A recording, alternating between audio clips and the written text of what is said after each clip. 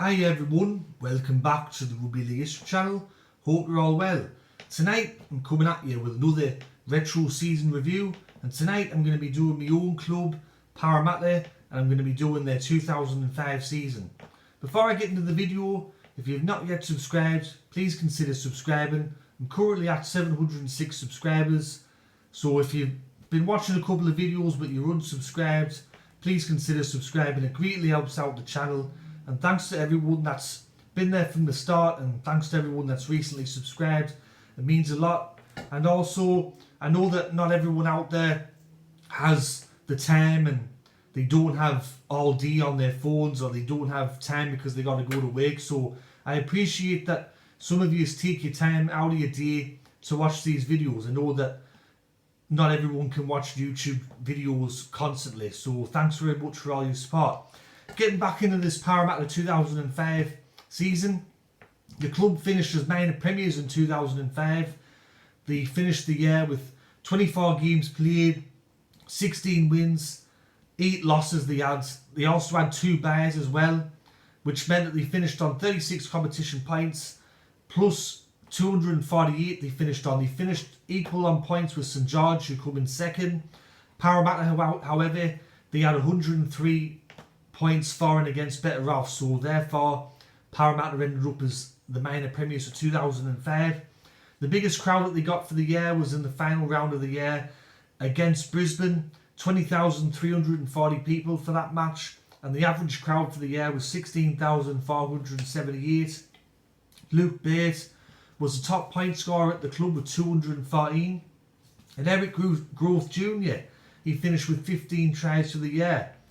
So after missing the finals in 2003, 2004, the pressure was on for Parramatta to meet the finals in 2005 and to be a finals team again.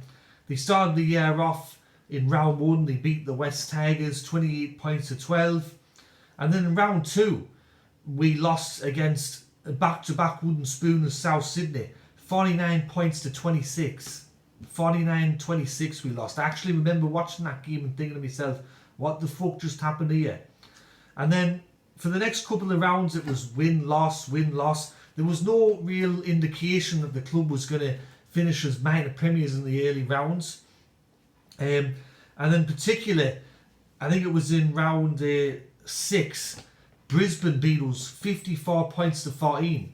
Now, as we all know, if you concede more than 50 points in a match, that's pretty much your season over and your hopes of winning the premiership, because no team that's won the premiership since 1908 has conceded 50 points in a match. So history was against us very early on in the year.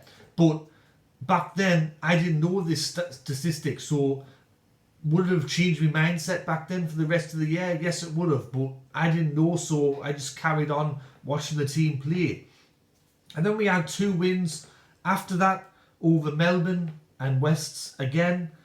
And then after that, something just clicked, and we had 6 wins in a row. We had some very impressive wins as well, and that started off by beating North Queensland 50 points to 12.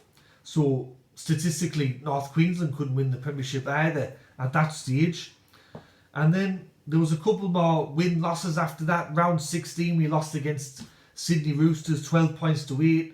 Looking back at that, I'm not going to get pissed off at that, because we don't really beat Eastern Suburbs Sydney Roosters very often anyway, so no biggie there.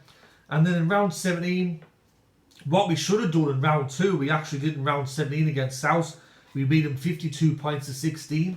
That's how you're supposed to play against clubs that have come back-to-back wooden spooners.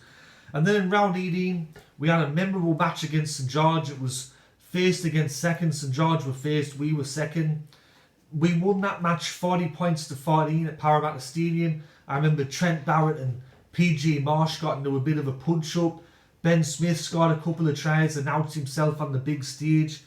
It was a great match.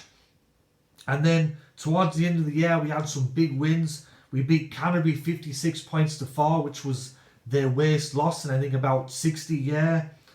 And also it was against our arch rivals Canterbury, and I remember Mark Riddell did the break dance and Tamara Tahu did the slam dunk over the crossbar.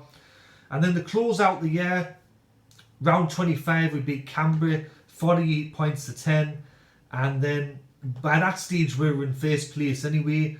But in the last round of the year, we beat Brisbane 28 points to 14. Brisbane come third that year, so a very impressive win going in the finals.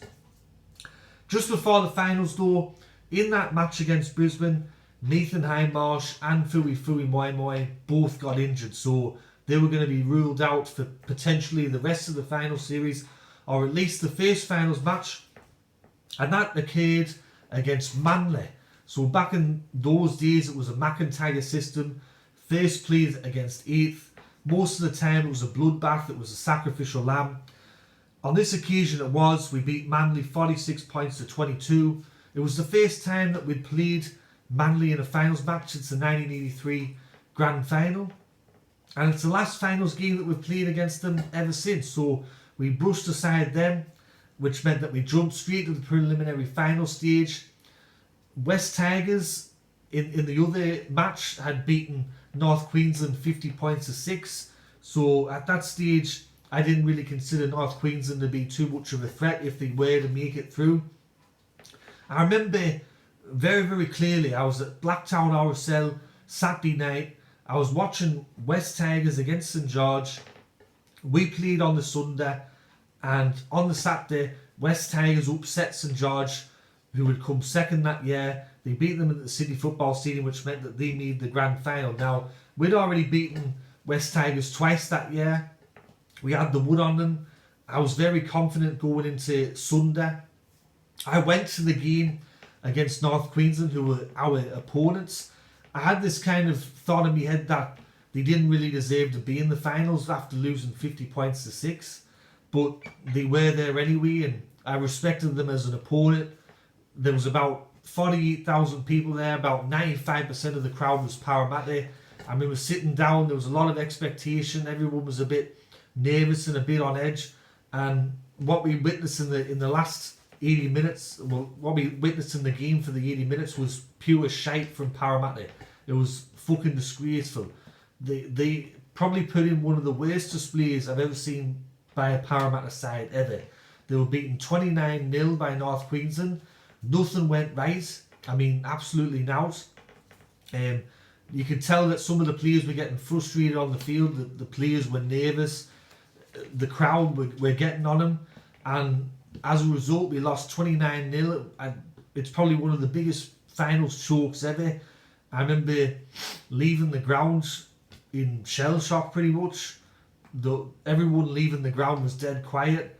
There was the odd person there was one person that took off his shirt, I remember, and said, "Where's a lighter? I'm going to burn me jersey," and all that keeper. And then I remember the train ride back to where I was living at the time. It's the quietest train ride I've ever had in my life ever. It was just the whole train was just filled with Parramatta fans, and nobody said a word. Nobody said an out. And I remember for some reason I had a car, but I didn't drive to the ground. And when I switched on the radio, there was just furious Parramatta fans phoning up saying they wanted the Spanish Inquisition, they wanted all this.